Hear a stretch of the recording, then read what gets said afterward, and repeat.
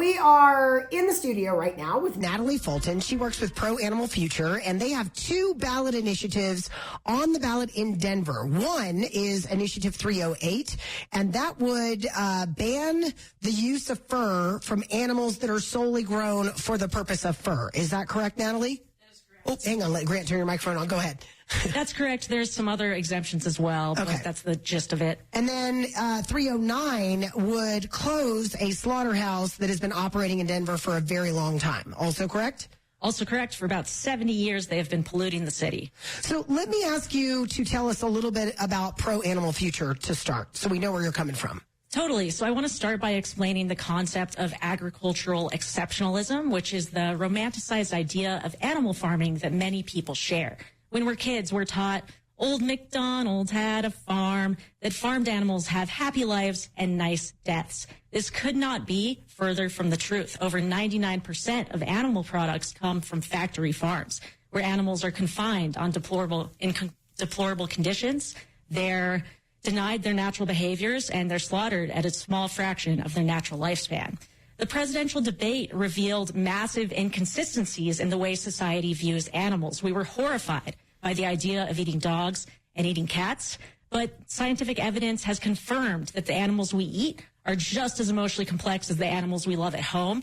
We think it's time to update our morality along with that knowledge and evolve away from treating animals as objects. So ultimately, the goal of Pro Animal Future is to have no one eat meat?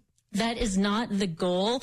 Our nearby goal for the next few decades is to ban factory farming in the United States. As far as eating meat, I would love to see a world where no animals are harmed for meat. The first time I went to a slaughterhouse was a pig facility in Michigan, and I watched as workers beat the pigs off the trucks. They forced them inside, and then I heard the screams of pigs as they were killed in gas chambers. And I think some people could hear that story and think, you know, maybe there's just a better way to do it. And some people would think we should stop doing this completely. But the cool thing about our measures is that it's a step in the right direction for both groups, for anyone who thinks that industrialized slaughter is bad, or for anyone who thinks that we should completely move away from it.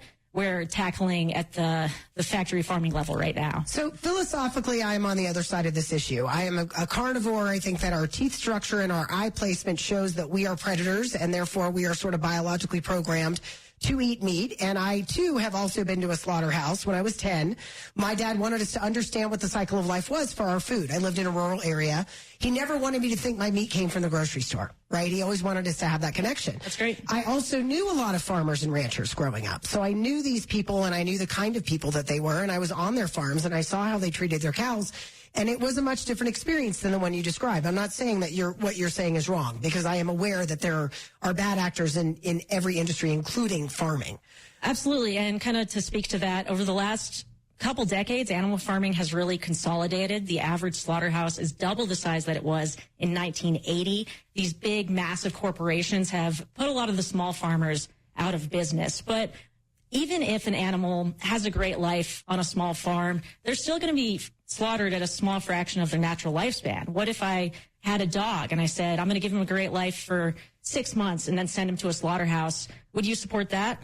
No, that's a ridiculous assertion, because the only reason that those cows exist is for food. We would not have the numbers of herds, we would not have the heads of cattle if we did not use them for food or get milk from them to use for food. So to say, I'm going to have a pet that its purpose is much different than that of an animal, to make that comparison to me is in our culture a little bit ridiculous. I want to push back, because there are many cultures where they do breed dogs just to eat them. Sure, I said in our culture. Sure. Do you think culture is a good barometer for morality, or should we look at scientific evidence? You know, there was a time in our culture where men had complete dominance over women. You and me wouldn't be allowed to be working the jobs that we have now if we just looked at culture to determine our morality. I'm saying that culture should change based on a new understanding of the world.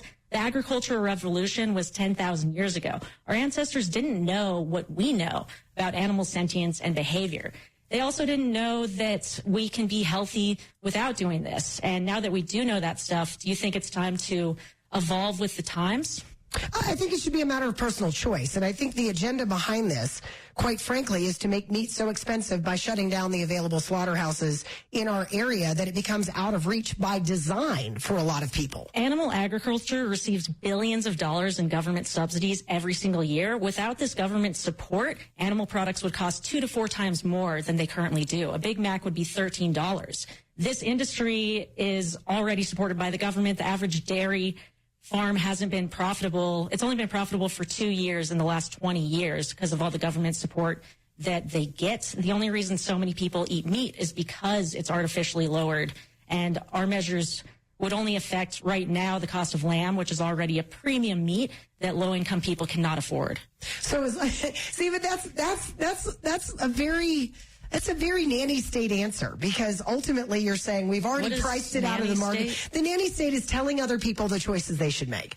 That's what you're trying to set up, though. That's the end game, is to make it impossible for more people to be able to afford a premium meat. That's the end game here. The end game is to eliminate the factory farming system. But let me ask you this. We agree that humans should have a choice. Should animals not have a choice in whether they live or die? Do you put animals and humans on the same level? Are they on the same level? You don't have to, because it's not the choice between humans and animals. I put pigs, chickens, and cows at the same level as dogs and cats because that's what the scientific evidence shows. Do you think that we should take what they want into account? You know, here's the thing about that specifically. I have a dog. I love my dog. Great. I absolutely love my dog. But if I were starving, I would eat my dog. That's the way it is. I mean, it's like, but I understand, but none of us is starving right now. We have many options. We have grocery factory farms. We are trying to ban factory farms, but Superior Farms, the industrial slaughterhouse, the largest industrial lamb slaughterhouse in the U.S., is the face of factory farming here in Denver. Industrial slaughterhouses and factory farms are part of the same supply chain. There are no factory farms in Denver. Since we're from here, we have a lot of local activists here. We wanted to run a campaign in Denver, so we're tackling the industrial slaughterhouse here because it's part of that same system. And what about the people that get tossed out of work who have already come out and said, look, they take really good care of us. We've been here for over a decade, and our jobs are going to go, the jobs that we like. We included a provision in the legislation for the city of Denver to prioritize affected workers in their employment assistance program, but I do not think that we should trust the people who currently work there because they're mostly management. We should be asking the people who work on the kill floor, and we've interviewed former workers, and one former worker told us that the number one thing he wants people in Denver to know about is the animal cruelty. There was also a lawsuit in 2021 where Muslim employees sued Superior Farms for racial and religious discrimination. They were called racial slurs over the intercom, and that is unacceptable behavior. We shouldn't believe that. And what happened from that lawsuit? What happened? It was settled.